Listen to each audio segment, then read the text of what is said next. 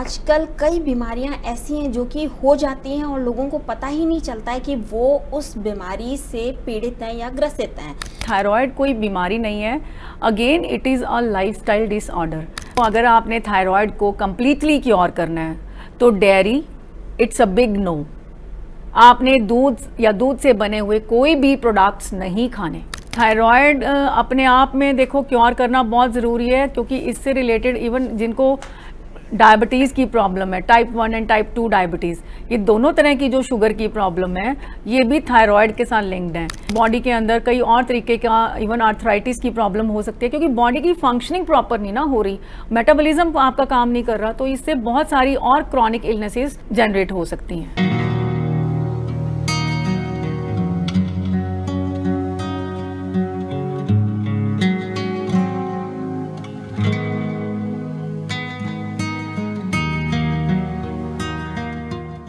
नमस्कार, D5 channel Hindi देख रहे दर्शकों का मैं वंदना स्वागत करती हूँ।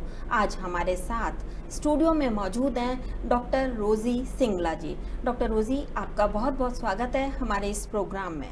नमस्कार। इस चैनल के माध्यम से सुनने वाले सभी ही श्रोतागणों को मेरी प्यार भरी नमस्ते।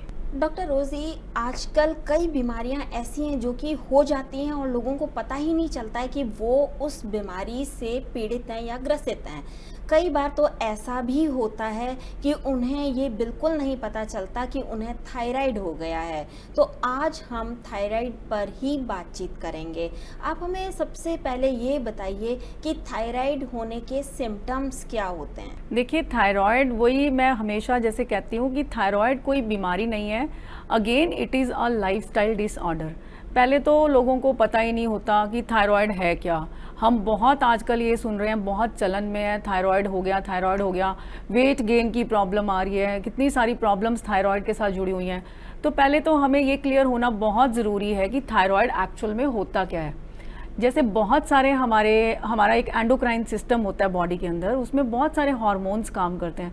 तो थायराइड भी एक ऐसा ही ग्लैंड है जो कुछ हार्मोन्स प्रोड्यूस करता है, जो हमारे बॉडी के मेटाबॉलिज्म पे काम करता है। थायराइड होता किस जगह पर है?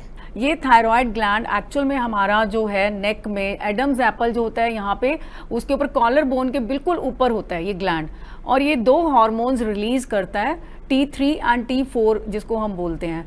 और इनका लेवल होना, मेंटेन होना बहुत ज़रूरी है, क्योंकि ये बॉडी के मेटाबॉलिज्म पे काम करते हैं। अब आपका अगला सवाल होगा कि मेटाबॉलिज्म क्या होता है, क्योंकि बहुत सारे लोगों को मुझे लगता है नहीं पता कि मेटाबॉलिज्म क्या है। हम मेटाबॉलिज्म की भी बात करते हैं कि मेटाबॉलिज्म में हमारा जितना खाना हम खा रहे हैं, हमारे शरीर के अंदर जो भी कुछ हम मतलब इनटेक कर रहे हैं, उसको यूटिलाइज होना प्रॉपरली, उसको एनर्जी में कन्वर्ट होना बहुत ज़रूरी है। तो वो जो फूड है जब एनर्जी में कन्वर्ट हो रहा है, इसका मतलब हमारा मेटाबॉलिज्म काम ठीक से कर रहा है। वो मेटाबॉलिज्म काम ठीक से कैसे कर रहा है? क्योंकि हमारे हार्मोन्स जो थायराइड रिलीज कर रहा है वो ठीक से रिलीज कर रहा है। सो ये मेटाबॉलिज्म की प्रॉपर फंक्शनिंग पे कौन मतलब काम कर रहा है? ये थायराइड ही काम कर रहा है। थायराइड एक्चुअल में हमारे मेटाबॉलिज्म को कंट्रोल कर रहा है। थायराइड होने की वजह आपने बताया कि ये लाइफ स्टाइल डिसऑर्डर है, आपके गलत खान पान की वजह से होता है। तो अभी आपने साथ ही साथ ये भी बताया कि थायराइड के अंदर T3 और T4 की वैल्यू देखी जाती है, मगर पता कैसे चलता है किसी इंसान को कि उसको थायराइड हो गया है? बिना पता चले तो वो डॉक्टर के पास जा ही नहीं पाएंगे। देखिए, जो डॉक्टर्स टेस्ट करते हैं मतलब थायराइड का, कि वो बड़ा एक सिंपल सा टेस्ट है कि TSH। उसके लिए पहले आप ये देखिए, क्योंकि हमारा जो थायराइड है, जो ये T3 और T4 का सिक्रीशन है, अल्टीमेटली इसको कंट्रोल कौन कर रहा है? वो कंट्रोल कर रही है एक मास्टर ग्लैंड जो हमारे ब्रेन में बैठी है, ठीक है, पिट्यूटरी। वो ब्रेन के बिल्कुल नीचे है, स्कल में है, स्कल के सेंटर में है, ब्रेन के नीचे है वो पिट्यूटरी, वो मास्टर ग्लैंड है। उसने ही सारी बॉडी के हार्मोन्स को एक्चुअल में रेगुलेट करना है। तो वो क्या करता है, उसने डायरेक्ट करना है थायराइड को कि कब उसको पता चल जाएगा कि हाँ जी, अब इसको मेटाबॉलिज्म को, एनर्जी को यूटिलाइज करने की जरूरत है। तो वो T3 और T4 को डायरेक्शन देगा। किसके थ्रू देगा? TSH के थ्रू देगा। उसको हम बोलते हैं थायराइड स्टिमुलेटिंग हार्मोन। तो वो जो TSH है, कितना रिलीज होना है, क्योंकि बॉडी में तभी जाके वो TSH जितना ज़्यादा रिलीज होगा वो जाके डायरेक्ट करेगा थायराइड ग्लैंड को कि T3 और T4 को रिलीज करो। सो TSH कितना बॉडी के अंदर है, ब्लड के अंदर, ये बेसिकली जो टेस्ट होता है ये ब्लड के अंदर का टेस्ट है। ब्लड में कितना TSH है उसके ऊपर डिपेंड करता है कि आपको थायराइड आपका नॉर्मल है या एबनॉर्मल है। तो नॉर्मली जो लेवल है दैट इज 0.424 मतलब ये इंटरनेशनल यूनिट्स हैं, इसमें ये मतलब हम कैलकुलेट करते हैं। ये तो बात हुई कि आप टेस्ट करवाते हैं तब, मगर कोई इंसान टेस्ट कब करवाने जाए, उसे क्या सिम्टम्स दिखाई दें जब वो टेस्ट करवाने जाए? हाँ बिल्कुल, देखिए थायराइड कोई एक तरह का थायराइड नहीं होता। कईयों को थायराइड अगर कम रिलीज हो रहा है तो उसको हम हार्मोन्स, अगर हमारे ये जो हार्मोन्स हैं थायराइड के ये कम रिलीज हो रहे हैं बॉडी के अंदर, इसका मतलब वो मेटाबॉलिज्म पे काम नहीं कर पा रहे हैं, उसको हम बोलते हैं हाइपोथायरॉयडिज्म। ठीक है, उसमें कम हो रहा है। और हाइपरथायरॉयडिज्म मतलब उसमें बहुत ज़्यादा थायराइड का मतलब ज़्यादा सिक्रीशन हो रहा है। इसका मतलब कि बॉडी आपकी लीन होती जाएगी। ज़्यादा का मतलब कि उसने ज़्यादा काम किया आपके बॉडी के मेटाबॉलिज्म पे तो बॉडी आपकी पतली होती जाएगी। कम काम किया तो इसका मतलब आप बहुत लिथार्जिक हो गए, आपका बॉडी फैट मतलब एक्यूमुलेट होना शुरू हो गया, क्योंकि वो काम ही नहीं कर रहा। जितना फूड आप ले रहे हो वो उसको कन्वर्ट ही नहीं कर रहा है एनर्जी में, एनर्जी यूटिलाइज ही नहीं हो पा रही, तो वो फैटी। तो हाइपोथायरॉयडिज्म में क्या है कि कम आपका जो थायराइड है वो बॉडी के हॉर्मोन्स जो T3 T4 है वो कम रिलीज हो रहे हैं, तो इट मीन्स आपको फैटनिंग होगी बॉडी में। हाइपोथायरॉयडिज्म के केस में आपका बॉडी वेट बढ़ना शुरू हो जाता है, और हाइपरथायरॉयडिज्म के केस में आपका बॉडी फैट कम होना शुरू हो जाता है। अब आप कह रहे हो कि घर पे हमें कैसे पता चले कि हमें थायराइड है या नहीं है, क्योंकि एक सिर्फ बॉडी वेट से तो हम नहीं पता कर सकते कि मुझे थायराइड है या नहीं है। बहुत सारे सिम्टम्स हैं, हम बात करेंगे अभी सिम्टम्स की। बट अगर बड़ा सिंपल सा, क्योंकि मैंने आपको बताया थायराइड हमारे कहीं कॉलर बोन के यहाँ प्रेजेंट होता है, तो आप उसमें घर पे बड़ा सिंपली आप जिसको लगता है कि मुझे थायराइड की प्रॉब्लम है तो आप मिरर के आगे खड़े हो जाओ। What you have to do, आपने थोड़ा सा नेक को पीछे टिल्ट करना है यहाँ पे, क्योंकि थायराइड है। अगर आपके थायराइड में कोई स्वेलिंग है, कोई इन्फ्लामेशन है, तो वो नोड्यूल फॉर्म में आपको यहाँ विजिबल होगी, तो आपको पता चल जाएगा कि आपकी बॉडी में प्रॉपर थायराइड का काम नहीं हो रहा है, या थायराइड आपका ग्लैंड ठीक से नहीं है, क्योंकि उसकी इन्फ्लामेशन हो चुकी है। थायराइडाइटिस बोलते हैं, जैसे हम आर्थराइटिस बोलते हैं, आइटिस वर्ड कहीं भी लग गया, इट मीन्स आपका वो जो ऑर्गन है that is being inflamed, inflammation हो गया उसकी, वो खराब होना शुरू हो गया। इन्फ्लामेशन का मतलब है कि वो खराब होना शुरू हो गया है। तो इसका मतलब थायराइड में जब वो खराब, उसके जो फंक्शनिंग है, उसका जो ग्लैंड है, उसकी वॉल्स इन्फ्लेम होगी, वो खराब होना शुरू हो गया, तो उसको हम बोलते हैं कि वो काम नहीं कर रहा, वो रिलीज नहीं करेगा हार्मोन्स प्रॉपरली। ये दोनों जब थायराइड होता है तो दोनों केस के अंदर यहीं पे ही देखने से पता चल जाएगा कि आपको हाइपर है या हाइपो है? हाँ, वो नोड्यूल्स ही एक्चुअल में बता देंगी, जो थोड़ा सा भी कि आपको थायराइड की प्रॉब्लम है, कहीं ना कहीं आपका ग्लैंड, क्योंकि आप कुछ स्वेलो करो, आप थोड़ा सा पानी ले लो, उस केस में पानी जब आप स्वेलो करोगे तो आपको वो ग्लैंड यहाँ प्रॉपर आपको कुछ पता चलेगा कि फूल रहा है, यहाँ पे कुछ नोड्यूल टाइप फील होगा, तो क्लियर हो जाएगा। बड़ा वैसे मतलब बेसिक सा सिंपल सा टेस्ट है। अदरवाइज तो डॉक्टर्स टेस्ट करते हैं, वो क्या करते हैं, ब्लड का सैंपल लेते हैं, ब्लड में आपको बताया TSH का लेवल चेक करते हैं। अगर TSH का लेवल बहुत ज़्यादा है, कईयों में तो 150 तक चला जाता है, आप देखो मैं 4 का बता रही हूँ आपको लिमिट है, तो कईयों में 10 आ जाता है। 10 वाले भी कहते हैं कि हमें थायराइड है, बट अगर 10, 20, 30, 40, मैं तो कहती हूँ 150 वाला भी बड़े आराम से कंप्लीटली क्योर कर सकते हैं अपने आप को by following a right diet pattern and a good life style, a healthy life style. आपने अभी बोला कि अच्छे लाइफ स्टाइल से, हेल्दी लाइफ स्टाइल से ये ठीक किया जा सकता है, तो लाइफ स्टाइल कैसा होना चाहिए कि जो थायराइड बिल्कुल घर पर ही ठीक हो जाए? देखो, लाइफ स्टाइल में तो हम कहते हैं कि हमें सबसे पहले हेल्दी फूड खाना है ना।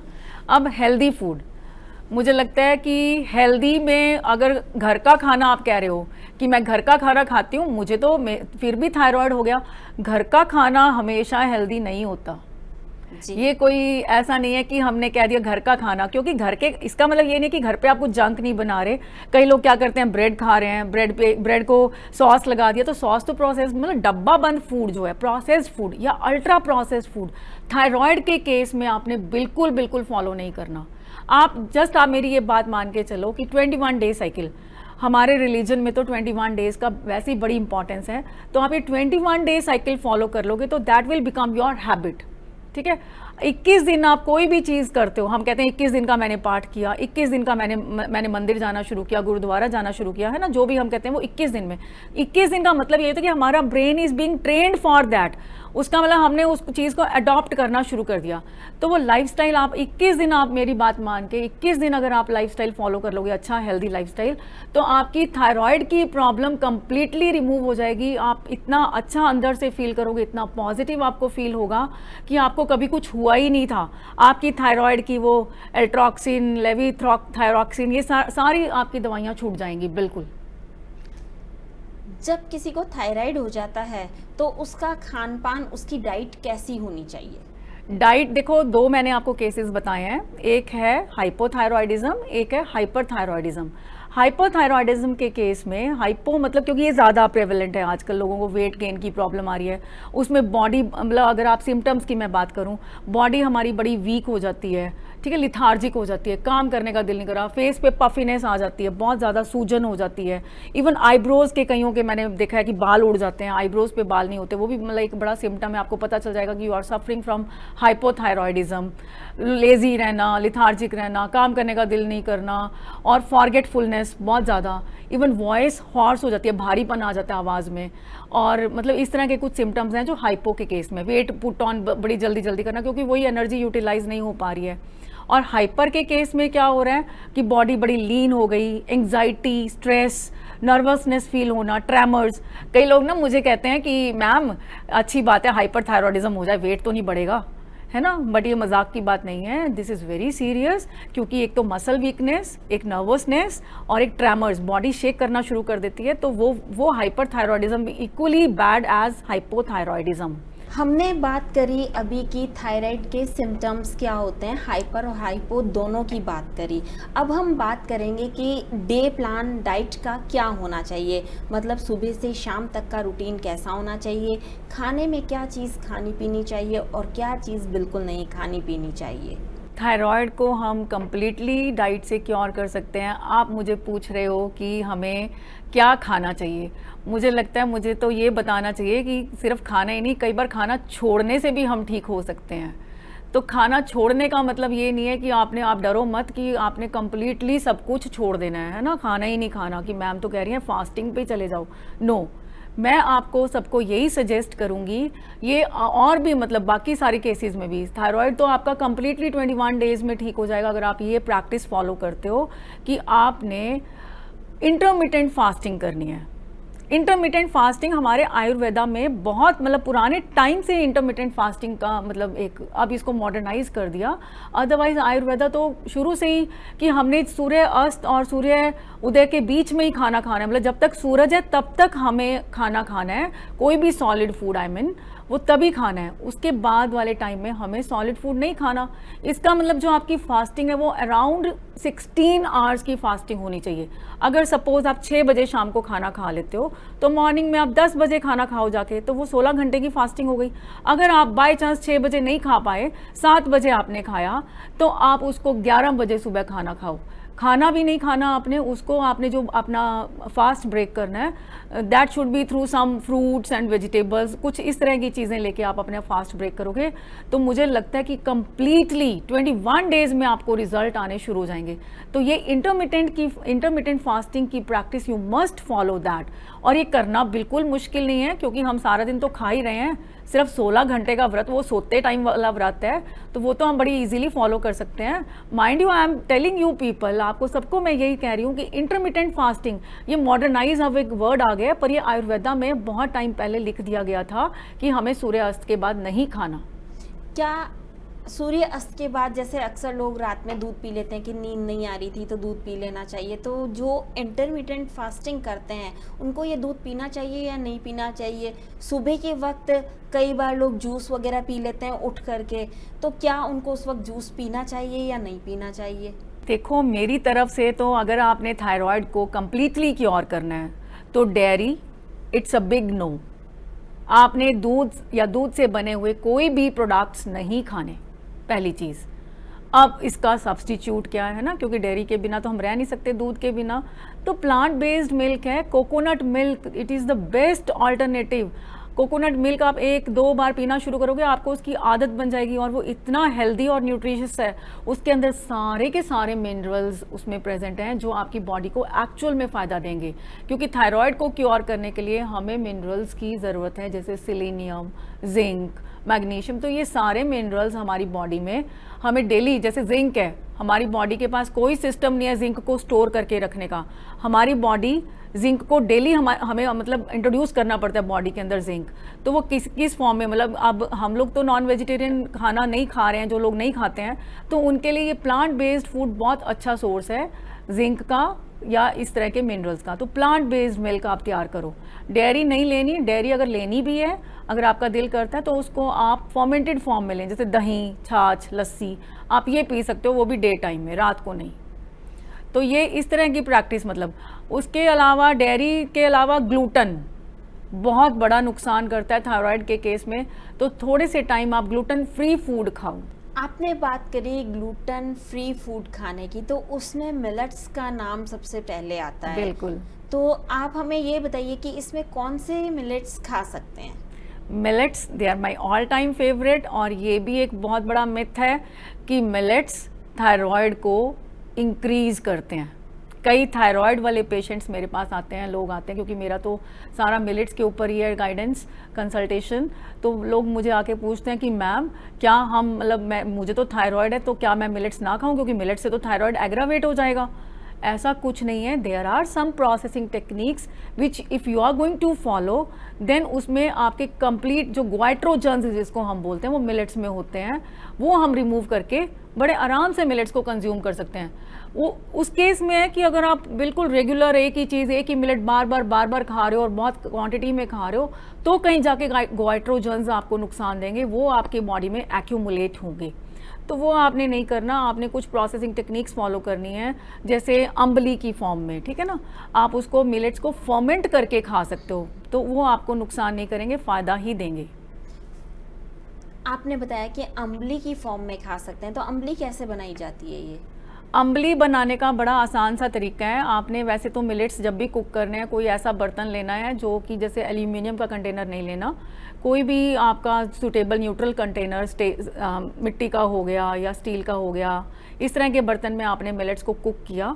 उसके बाद कुक करने के बाद उसको मिलेट्स को रात को कवर करके किसी अच्छे मसलिन क्लॉथ से उसको रख देना है, ठीक है। मॉर्निंग में आपने वो मिलेट उसको गर्म नहीं करना, उसको इसी तरीके से कंज्यूम करना है। उसको फ्रिज में भी नहीं रखना, क्योंकि उसमें जो बैक्टीरिया, आपके गुड बैक्टीरिया जो आपके गट के लिए अच्छे हैं, एक्चुअल में तो हमें अपने गट को स्ट्रॉन्ग करना है, क्योंकि हमारा गट स्ट्रॉन्ग होगा तो ऑटोमेटिकली एवरीथिंग, मैं आपको कह रही हूँ, थायराइड बीमारी यहाँ की नहीं है, थायराइड बीमारी यहाँ की है, ठीक है ना।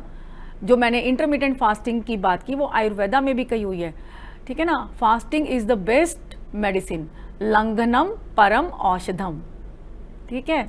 तो fasting is the best medicine. आपने अपनी गट को क्लींस करना है। एक्चुअल में क्या होता है, जब हम कोई भी ऐसा गलत खाना खाते हैं, जैसे हमने जंक फूड लिया, तो जंक फूड ने क्या करना है, हमारी इंटेस्टाइन में विलाई होती है ना, उसमें वो एब्जॉर्प्शन का काम करती हैं, फिंगर लाइक प्रोजेक्शंस हम उसको साइंटिफिक टर्म में बोलते हैं, विलाई। तो उन्होंने क्या करना है, जो अच्छी चीज़ें हैं या जो कुछ भी है ब्लड में, उसको एब्जॉर्ब कराना है। अब क्या होता है, अगर हम गंदा ही गंदा खाना खा रहे हैं, हम जंक फूड खा रहे हैं, बहुत अल्ट्रा प्रोसेस्ड फूड खा रहे हैं, डब्बा बंद खाना खा रहे हैं, तो वो सारी गंदगी हमारी इंटेस्टाइन से ब्लड में ट्रांसफ़र हो जाएगी। जब वो गंदगी हमारी ब्लड में चलेगी तो ब्लड के थ्रू वो हमारे थायराइड पे जाएगी, थायराइड पे जाके एक्यूमुलेट हो जाएगी, तो थायराइड का ग्लैंड प्रॉपरली फंक्शन नहीं करेगा और वो जो हार्मोन्स हैं उनको रिलीज़ होने में प्रॉब्लम आएगी। तो वो हार्मोन्स का रिलीज अगर प्रॉपर नहीं है तो वो मेटाबॉलिज्म ठीक से नहीं होगा। तो इस तरीके से गंदगी को, मतलब वो चीज़ हमारी कहाँ से रिलेट होगी, हमारे स्टमक से रिलेट होगी, ठीक है ना। तो हर चीज़ की जो जड़ है वो हमारा पेट है, तो हमें अपने स्टमक को, अपने इंटेस्टाइन को, अपने गट को क्लींस करना है। तो वो जो अम्बली हम बनाते हैं उसमें फर्मेंटेड, उसको फर्मेंट इसलिए करें क्योंकि उसमें कुछ एक अच्छे बैक्टीरियाज पनपते हैं, जनरेट होते हैं, जो हमारे बॉडी को रिक्वायर्ड है, हमारे गट की क्लीनिंग का काम करते हैं। अम्बली के अलावा और क्या क्या हम खा सकते हैं, और कौन से मिलेट्स हम खा सकते हैं? मिलेट्स तो देखो पांचों ही श्री धान्य हैं, पांचों मिलेट्स हम यूज़ कर सकते हैं।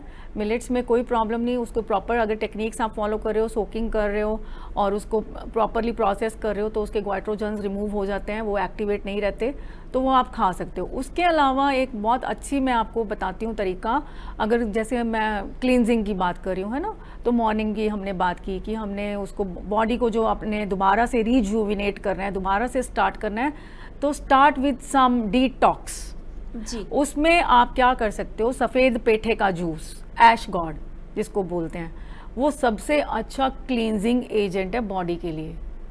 क्योंकि गंदगी उसने इंटेस्टाइन से भी निकालनी है, ब्लड से भी निकालनी है, ब्लड से निकालते उसने उसको बाहर लेके जाना है। तो ऐश गॉड तो सबसे अच्छा मतलब एक सब्जी लगा लो या एक अच्छा क्लींजर लगा लो, अच्छा डिटॉक्स। ये कितने दिन तक पीना चाहिए या कंटिन्यूस आप पी सकते हो काफ़ी टाइम तक? देखिए, जिन्होंने तो ट्रीट करना है वो 21 डेज़ का साइकिल फॉलो करें, उनकी बॉडी कंप्लीटली उनको मतलब बताएगी कि yes I am very healthy, I am happy. ठीक है ना, बॉडी ने खुद से कहना है कि I am healthy, I am happy. And मतलब अगर आपके पास फिर भी सफ़ेद पेठा कई बार नहीं अवेलेबल होता, आपको नहीं मिल रहा है, तो आप उस केस में कोई और सब्जियों का भी मतलब जूस तैयार कर सकते हो। जैसे इससे रिलेटेड क्रूसीफेरस वेजिटेबल्स हैं। वैसे थायराइड के केस में जो क्रूसीफेरस वेजिटेबल्स हैं वो हम यूज़ नहीं करते। क्रूसीफेरस में आ जाती हैं जैसे गोभी होगी, ब्रोकली है, एंड पत्ता गोभी होगी, तो ये इवन पालक, ये सारी सब्जियां हमने कच्चे फॉर्म में नहीं खानी, रॉ फॉर्म में नहीं खानी। क्योंकि अगर हम इसको रॉ फॉर्म में कंज्यूम करेंगे तो उसमें गोइट्रोजन्स का एक्सेस होता है, तो वो भी थायराइड का मतलब थायराइड को डिसरप्ट करेगा, थायराइड की फंक्शनिंग को ख़राब करेगा। तो इसलिए इनको भी हम एक प्रॉपर प्रोसेसिंग टेक्निक अगर फॉलो करेंगे तो उसके थ्रू हम उसको खा सकते हैं। ऐसा नहीं कि हम ये सब्जियां मतलब खा ही नहीं सकते। जी, ब्रोकली अच्छी है, ब्रोकली आप खा सकते हो, but you have to follow some good practice of processing कि कैसे उसको आपने कुक करना है, किस तरीके से आपने उसको मतलब रिमूव करना है गोइट्रोजन्स। क्योंकि गोइट्रोजन्स एक एंटी न्यूट्रिएंट कंपोनेंट्स होते हैं जो बड़ी सिंपल प्रोसेसिंग टेक्निक्स के थ्रू हम उसको रिमूव कर सकते हैं। इसलिए कच्चा नहीं खाना, पकाकर आप खा सकते हो। थायराइड जब किसी को हो जाता है तो आगे और कौन कौन से रोग हो सकते हैं? थायराइड अपने आप में देखो क्योर करना बहुत ज़रूरी है, क्योंकि इससे रिलेटेड इवन जिनको डायबिटीज़ की प्रॉब्लम है, टाइप 1 एंड टाइप 2 डायबिटीज़, ये दोनों तरह की जो शुगर की प्रॉब्लम है ये भी थायराइड के साथ लिंक्ड है। इवन कई और मतलब बॉडी के अंदर कई और तरीके का इवन आर्थराइटिस की प्रॉब्लम हो सकती है, क्योंकि बॉडी की फंक्शनिंग प्रॉपर नहीं ना हो रही, मेटाबॉलिज्म आपका काम नहीं कर रहा, तो इससे बहुत सारी और क्रॉनिक इलनेसेस मतलब जनरेट हो सकती हैं। अगर आम भाषा में कहें तो कौन से फल सब्जियां खा सकते हैं? अगर आपको मैंने जैसे बताया है कि हम घिया का जूस पी सकते हैं, अगर ऐश गॉड अवेलेबल नहीं है हम लोग कुकम्बर का जूस ले सकते हैं। सुबह मॉर्निंग में आप उसको मतलब एक टाइम आप जूस लो, उसके बाद आप कोई भी अच्छे fruit, mind you again only regional and seasonal fruits, no fancy fruits. ठीक है ना, लोग कई ऐसे होते हैं कि मुझे तो जी जो फ्रूट्स देखने में मार्केट में महंगे और ऐसे फैंसी से हैं जो हमारे कंट्री के ही नहीं है, हमारे रीजन के ही नहीं है, हाँ एवोकेडो ले आओ जी, ये ले आओ, है ना, नहीं खाने। आप अपना रीजन का फ्रूट खाओ जो सीज़न में अवेलेबल है, आप वो फ्रूट खाओ। फ्रूट्स से आप अपना फास्ट ब्रेक करो, 11 बजे आप फ्रूट्स की प्लेट लो डिटॉक्स सोल्यूशन लेने के बाद। हाँ, डिटॉक्स लेने के बाद आपने 1 घंटे तक कुछ नहीं खाना, क्योंकि अगर आप डिटॉक्स कर रहे हो बॉडी को तो उसकी क्लींजिंग में कम से कम 1 घंटा लगता है। उसके बाद आपने फ्रूट्स खाए, फ्रूट्स खाने के बाद आप दिन में नॉर्मल अपना खाना, जिसमें मैं तो कहूँगी मिलेट्स इंक्लूड कर सकते हो, अगर मिलेट्स नहीं तो आप नॉर्मल अगर अपनी चपाती खा रहे हो, कर्ड ले लो, मतलब इवन कोकोनट मिल्क वगैरह अगर आपने लेना है उसका भी छाछ तैयार कर सकते हो, वो आप सैलड ले सकते हो। पूरा प्रॉपर लंच करो। शाम को आप कोई भी ग्रीन टी पी सकते हो, ग्रीन टी अपने आप से बना सकते हो, कोई भी आप पत्ते लेके उनका मतलब बना सकते हो। जैसे पान के पत्ते हैं थायराइड में बहुत इफेक्टिव हैं, इवन मोरिंगा थायराइड में बहुत इफेक्टिव है, तो इनका आप काढ़ा बना के, ग्रीन टी बना के आप पी सकते हो शाम को। और रात को फिर वही है 6 बजे से पहले पहले जो भी आपने कुछ खाना है, अपना डिनर करना है, तो वो 6 से पहले पहले ही खाना है। क्या गेहूं की रोटी खाई जा सकती है? देखिए, एकदम से तो मैं नहीं कहूँगी कि, क्योंकि बहुत मुश्किल है, कई लोग कहते हैं हम गेहूं के बिना रह ही नहीं सकते। अगर आप छोड़ सकते हो तो बहुत अच्छी बात है, पर आप उसको रिप्लेस कर सकते हो ऑफ एंड ऑन, कि आप मिलेट्स को इंक्लूड कर लो। आप वीट को रिप्लेस करके कभी आपने मिलेट्स ले लिए, किसी भी तरह के मिलेट्स, रागी की रोटी बना ली। मल्टीग्रेन तो मतलब is a big no, again it's a disaster to your body. So आप कोई भी मतलब मिलेट्स को आप इंक्लूड कर सकते हो। इवन कोदरे की रोटी आप मतलब आटा लेके आ सकते हो तो उसकी चपाती बना सकते हो, या 2 या 3 ऐसे मिलेट्स जिनका मतलब न्यूट्रिशनल प्रोफाइल मैच करता है, उनको मिक्स करके आप उसका आटा तैयार करा सकते हो। तो इस तरीके से आप वो रोटी बना के खा सकते हो। तो मैं आपको बता रही हूँ कि आपका 21 डेज़ के अंदर कंप्लीट क्योर है। कंप्लीट तो नहीं कहूँगी, 50% 40% आपका क्योर है, कंप्लीट हो जाएगा with the passage of time. आपने बताया कि गेहूं कम से कम खाना चाहिए, गेहूं की रोटी कम से कम खानी चाहिए, उसकी जगह मिलेट्स खा सकते हैं। कई लोगों को चावल बहुत ज़्यादा खाने की आदत होती है। देखिए, गेहूं और चावल दोनों ही C3 क्रॉप्स हैं, ठीक है, और मिलेट्स हैं C4 क्रॉप्स। इनका फोटोसिंथेटिक साइकिल बिल्कुल अलग है। तो गेहूं और चावल में पानी का रिक्वायरमेंट बहुत ज़्यादा है और उसमें पेस्टिसाइड की कंजम्पशन ज़्यादा है उसको ग्रो करने में, जबकि मिलेट्स में पेस्टिसाइड्स का यूसेज है ही नहीं, वो तो अपने आप से ग्रो कर जाते हैं। इवन कई मिलेट्स तो ऐसे हैं जिनकी हार्वेस्टिंग इवन 2 मंथ्स के बाद मतलब इतनी फ्रीक्वेंट है। तो मिलेट्स खाना अपने आप में बहुत हेल्दी ऑप्शन है। तो instead of wheat and rice, मतलब ये ऐसे ग्रेन्स है which they have been super imposed on us. 100 साल से हमें इनका पता है, इससे पहले वाला तो हमारा टाइम पीरियड था ही नहीं, मतलब गेहूं और चावल का। हम तो हमारे एंसेस्टर्स बड़े पुराने टाइम से मिलेट्स ही खा रहे हैं। तो मुझे लगता है कि मिलेट्स ही खाने चाहिए अगर आप अपने हेल्दी लाइफस्टाइल फॉलो करना चाहते हो। तो राइस और व्हीट तो इक्वली मतलब उसी फॉर्म में आ जाते हैं, क्योंकि राइस बहुत स्टार्ची फूड है, उसमें कार्बोहाइड्रेट्स का कंटेंट बहुत ज़्यादा है। तो अगर आप कार्बोहाइड्रेट का कंटेंट ज़्यादा करोगे, कॉम्प्लेक्स कार्ब्स नहीं है उसके अंदर बिल्कुल भी, तो वो भी आपके ग्लूकोज को, ब्लड में ग्लूकोज को इंक्रीज़ करेंगे और कहीं ना कहीं सारी बॉडी की फंक्शनिंग को नुकसान पहुंचाएंगे। कोकोनट मिल्क बनाने का तरीका क्या है और क्या इसको बॉईल किया जा सकता है? देखिए, कोकोनट मिल्क बनाना तो बहुत ही आसान है, बॉयल करने की तो इसको ज़रूरत ही नहीं है, क्योंकि बॉयल करने से उसकी न्यूट्रिशनल कॉम्पोजिशन पे इफेक्ट आएगा, उसके न्यूट्रिएंट कंपोनेंट्स डिस्टर्ब हो जाएंगे, ख़त्म हो जाएंगे, क्योंकि बहुत सारे वाइटामिन ऐसे होते हैं जो हीट लेबाइल होते हैं, हीट सेंसिटिव होते हैं, हीट पे ख़त्म हो जाते हैं। तो इट्स बेटर कि आप उसको डायरेक्टली कोकोनट के आपने पीसीस किए, आपने उसकी स्किन रिमूव कर दी, ब्राउन वाली जो ऊपर की कवरिंग है, आपने उसके पीस किए, उसको मिक्सी में ग्राइंड किया, थोड़ा सा पानी डाल के, थोड़ा पानी डाल के आप उसको ग्राइंड करते जाओ, उसका पूरा पेस्ट बन जाएगा। उसमें थोड़ा सा और लिक्विड अपने अकॉर्डिंगली डालो, उसको एक प्रॉपर मसलिन क्लॉथ लेके उसको स्क्वीज़ करो, जो नीचे मिल्क आएगा वो मिल्क आपने कंज्यूम करना है।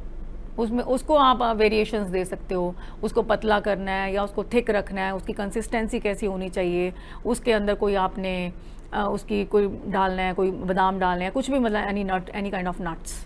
भारत में ज़्यादातर लोग चाय पीते हैं, तो चाय में डालने के लिए उनको दूध की ज़रूरत होती है, तो क्या कोकोनट मिल्क उसमें मिक्स करके पिया जा सकता है? कोकोनट मिल्क देखो अपने आप में ऐसे मैं कह सकती हूँ कि चाय तो कोकोनट मिल्क और चाय का तो कोई मेल ही नहीं है, ठीक है ना, ये कॉम्बिनेशन ही नहीं है, उसको तो आप बिल्कुल ख़राब कर लोगे। इट्स बेटर कि अगर आपका चाय पीने का दिल करता है तो आप वो दूध वाली चाय पियो, कोकोनट मिल्क की चाय मत पियो, ठीक है। तो कोकोनट मिल्क तो एज सच ही वरदान है हमारे लिए, श्री फल है, उसको एज सच ही खाओ या उसका दूध बना के पियो तो वो ज़्यादा फ़ायदा करेगा। जिस पर्पज़ के लिए हम ले रहे हैं एक्चुअल में, हमें उस पर्पज़ से मतलब डेविएट नहीं होना। चाय की जगह क्या पिया जा सकता है? चाय की जगह आपको बताया, आप ग्रीन टी ले सकते हो, मोरिंगा के पत्ते हैं, सदाबहार के पत्ते हैं, इवन पान का पत्ता बहुत ज़्यादा अच्छा फ्रूटफुल है थायराइड को क्योर करने में। तो इस तरह के आप कसाई बना सकते हो और पी सकते हो। अक्सर महिलाओं में थायराइड ज़्यादा देखा जाता है, तो ये कब होता है और क्यों होता है? हाँ, women they are more prone to man in case, अगर हम थायराइड की बात करें तो वीमेन को ज़्यादा जल्दी होता है, क्योंकि एक्चुअल में ये मोस्टली जो आता है या तो जिस टाइम पे पीरियड्स की प्रॉब्लम है किसी को, है ना, लड़कियों को, या मतलब पोस्ट पार्टम चेंजेस होती हैं आफ्टर बर्थ, बच्चे के जन्म के बाद, या इवन प्रेगनेंसी के टाइम पे। तो वो जब हार्मोन सारे इम्बैलेंस में, कई हार्मोन्स रिलीज हो रहे हैं, तो उसके चलते थायराइड की प्रॉब्लम वीमेन में ज़्यादा आ जाती है। तो वो कम्प्लीटली पोस्टमार्टम चेंजेस जो थायराइड है वो तो बड़े कम्प्लीटली उसको क्योर बड़ी जल्दी हो जाता है, उसमें कोई प्रॉब्लम नहीं आती। हाँ, कई बार ये है कि अगर ध्यान नहीं देती हैं लेडीज़, ऐसी होती हैं कि नहीं चलो चलने दो, ऐसे ही है, वो सिम्टम्स को ओवर मतलब लुक कर देती हैं, तो वो चीज़ गलत है। अगर आपको सिम्टम्स आ रहे हैं थायराइड के, आपको थकावट लग रही है, आपकी बॉडी वेट ज़्यादा हो रहा है, आप उसको कंट्रोल नहीं कर पा रहे, तो आप उस पर काम करना शुरू करो ताकि वो जल्दी क्योर हो जाए। दैट इज़ कम्प्लीटली क्योरेबल, क्योंकि वो हार्मोनल इम्बैलेंस के कारण ऐसा हो रहा है। डॉक्टर रोज़ी, आप यहाँ आए, आपका बहुत बहुत धन्यवाद। आज आपने हमें जो भी बातें बताई, उम्मीद है हमारे दर्शकों को बहुत पसंद आएंगी। आपका बहुत बहुत धन्यवाद। Thank you. अगले एपिसोड में आपसे फिर मुलाकात होगी, तब तक के लिए नमस्कार।